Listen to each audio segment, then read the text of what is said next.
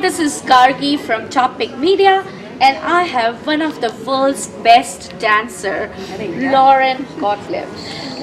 Me being a dancer, I'm a huge fan of yours. Something about personal life, you said you were in India for 5 years and you came back. How do you feel the difference now that there is a lot of competition around, but then at the same time you've made your space in Bollywood and Hollywood? How do you see that here, the transition, or just flying back and forth? I don't know. It's funny when you say competition because I never think that way. I just have a lot of fun doing what I do, and I think that shows. Like when you said I came through the doors at the airport, like full smiles, and I love people, and I love having great, big, grand, meaty experiences in my life, and that usually consists around meeting others. So being on stage for me, it just feels so homey, and I love the power and the control of it. To be on stage and to like have your audience, and like, I don't know if it's stage or if it's the camera, I feel like I can reach through the camera and give whatever gift or message and stuff, and hopefully it inspires people. And I've heard a lot through the years that it has, so that's always lovely.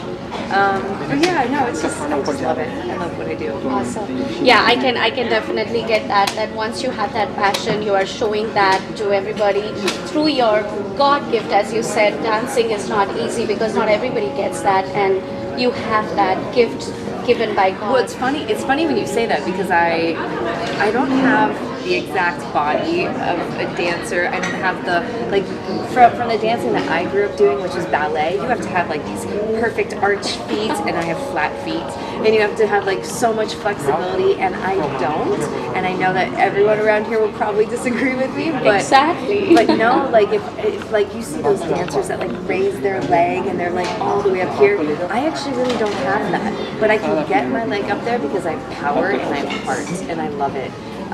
So that's kind of my whole philosophy is, you know, it's when you say God-given gift, I think my love for it is that God-given gift, but I have to work every day at it. Dedication. It doesn't come easy. It Of just course, doesn't, yeah. of course. Okay. And then the last question I have is, people, Bollywood, came to know more about you through ABCD 1 and 2.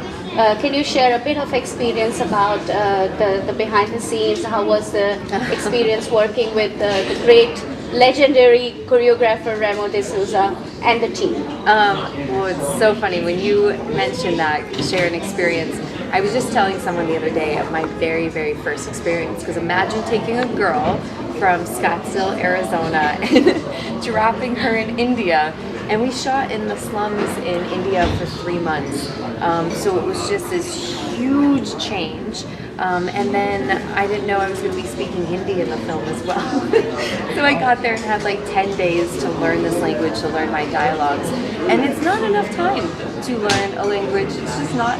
So I remember my first memory is being on set and having Prabhu Deva and all the cast members doing their dialogues, and I'm like, I have no idea what you're saying right now. And so it's that whole thing of fake it till you make it, because if you watch that movie, you have no idea that I have no idea what's happening.